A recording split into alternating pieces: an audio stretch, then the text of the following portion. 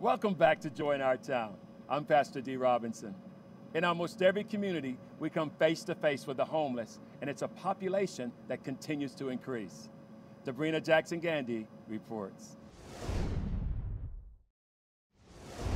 You see them on almost every street corner. Homeless men and women, and even children, asking for help. How serious is the issue of homelessness? The director of One Mission for the Homeless says it's the worst he's ever seen. What is it in humanity that makes us care? What is it inside of us that makes us hurt? What is it inside of us that makes us cry? How is it that no matter how much we try to look the other way, we still feel it? Like something is wrong. Like something is broken. Like something is not right. It seems that by now we should have solved it. By now we should have made all things better. But they are still out there. It doesn't matter so much how they got there. What matters is that they are there. What matters is that they are here. But we are here too. Many of us chose Seattle for its beauty, for its vistas, its water, and its culture. We are recognized for our innovation, for our corporations, for our institutions, and our education. But the truth is, we have problems. The worst kind of problem. These are problems that swallow people. It swallows their pride, their jobs, their families, and their lives. How do we end up with so many who don't even have a home? How did we end up with so many addicted to drugs or alcohol? How did we end up with so many trapped by injustice, crime, and poverty? How bad is it in Seattle? The problem of homelessness in Seattle is pretty challenging. Numbers-wise, Seattle is number 3 in the nation with the homeless population. So it goes New York City, Los Angeles, and then Seattle. And that's really problematic when Seattle is anywhere between 15 to 20 when you count the numbers of the larger population base of the city area. So those numbers, when you look at it, are troubling, and they're going up. So even with everything that the city and the community is throwing at this challenge, the numbers continue to rise. And that makes it one of the most noticeable problems that we face in the city. Are alcohol, drugs, and mental illness factors in homelessness? And we're often asked, what is the leading cause of homelessness? What's creating all of this? And we've narrowed it down to 3 primary things. Number 1 is addiction. Substance abuse has a huge impact on those individuals who are out on the street. Number 2 is mental health and some of the mental health concerns, and those numbers continue to rise as well. And the third one is criminal justice, that just the criminal justice system, and that when an individual is coming out of prison, they oftentimes don't have any network or support in order for them to get back into a sustainable life. So sometimes they're given $40 and a bus ticket, and they come out of jail with a felony, and at that point nobody wants to hire them. The family's a little nervous taking them back in, and at that point they look at it and they're going to go back and reoffend and go back into prison, or they end up on the streets, homeless on the streets. So those 3 are the primary indicators. It's compounded by the fact that we have a situation of really high housing costs here in Seattle, and at the same time of just that overall low wages, and so those things make it difficult for somebody to even get an entry-level job and be able to make ends meet. So all of that compounds to make a perfect storm and create the problem we're facing right now with homelessness.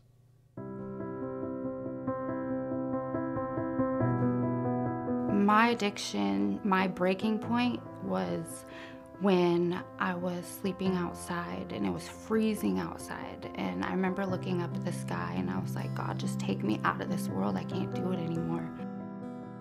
I just lost all hope of having a better life. I remember just being so hungry, and I remember taking a cheeseburger out of the garbage that was not wrapped up and eating that. I rarely slept in fear of getting hurt or getting robbed. I thought my life was over at that point. And that's when I decided that I needed help. More and more people are becoming homeless.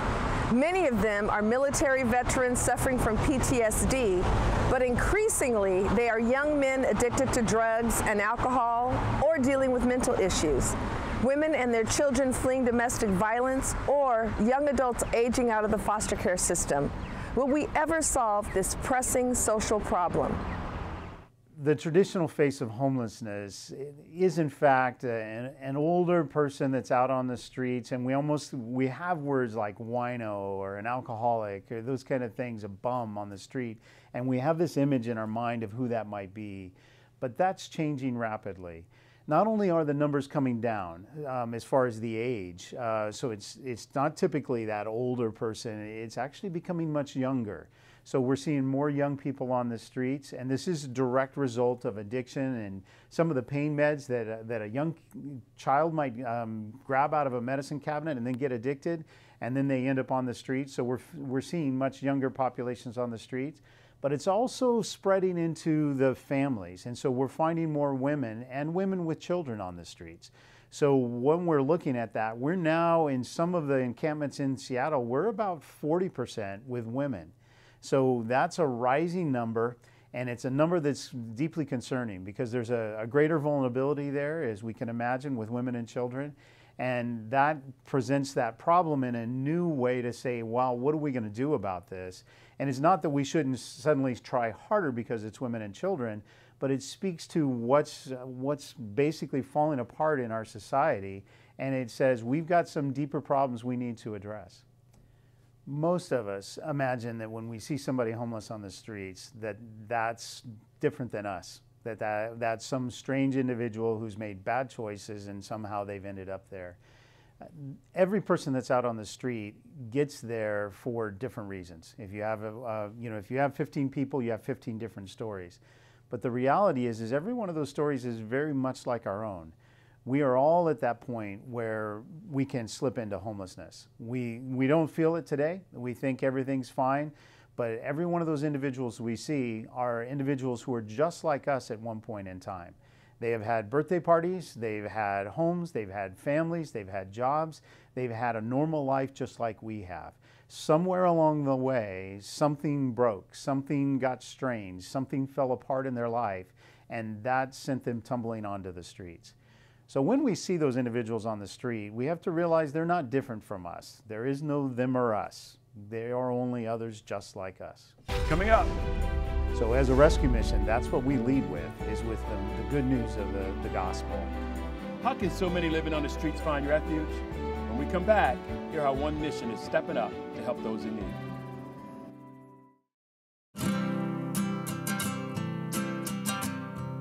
Every day across America, excess food is gathered by a network of good people at local food banks, giving hope to millions of children who struggle with hunger.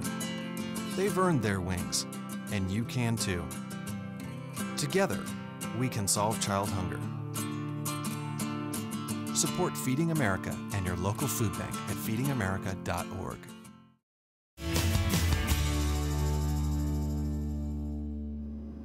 Homelessness spreads across every community. For those living on the streets, help is on the way.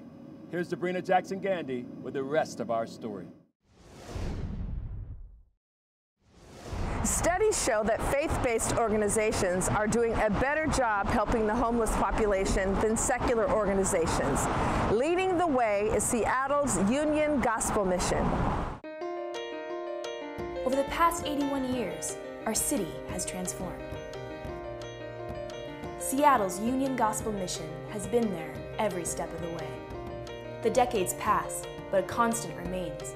The cries of help from those in need, and the compassionate response of you who have risen to meet that need year after year. Thanks to your generosity, thousands of lives have been changed across multiple generations.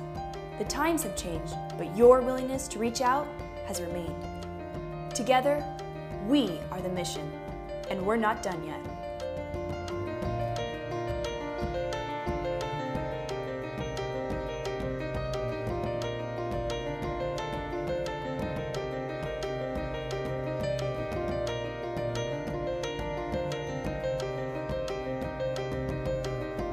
Because of you, men, women, and children of all ages and backgrounds have found new hope in Christ.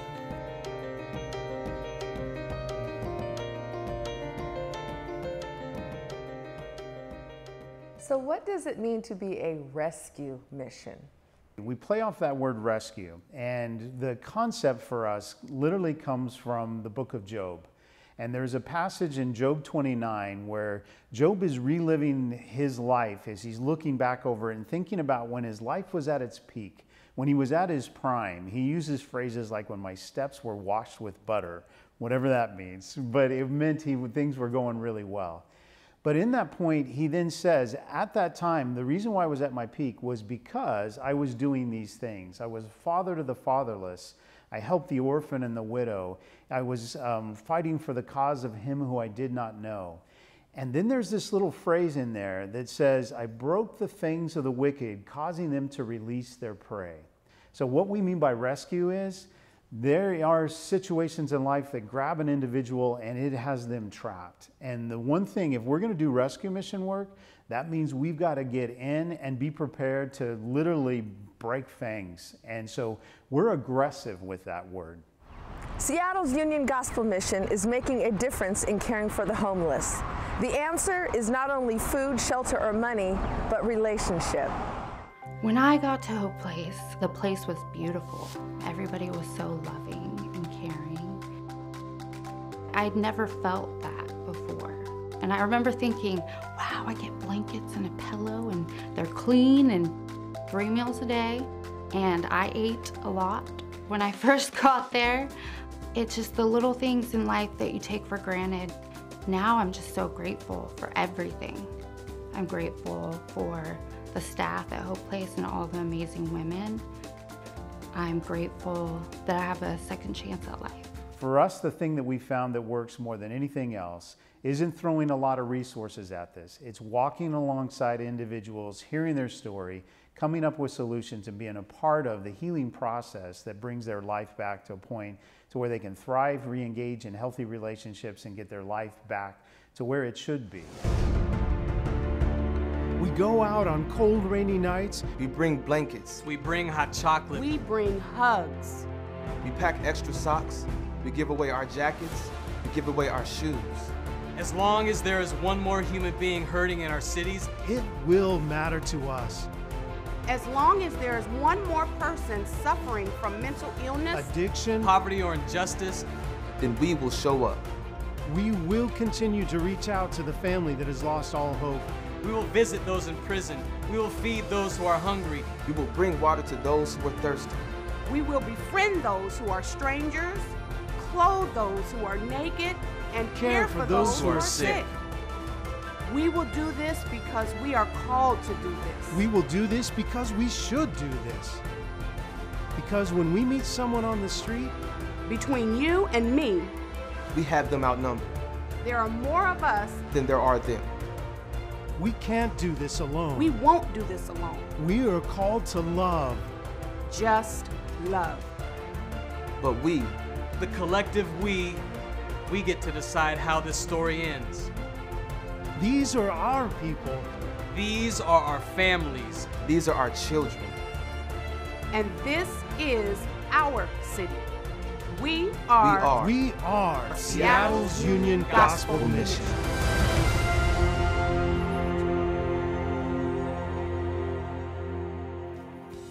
That's all for now. I'm Pastor D. Robinson. Join us next time on Joy in Our Town.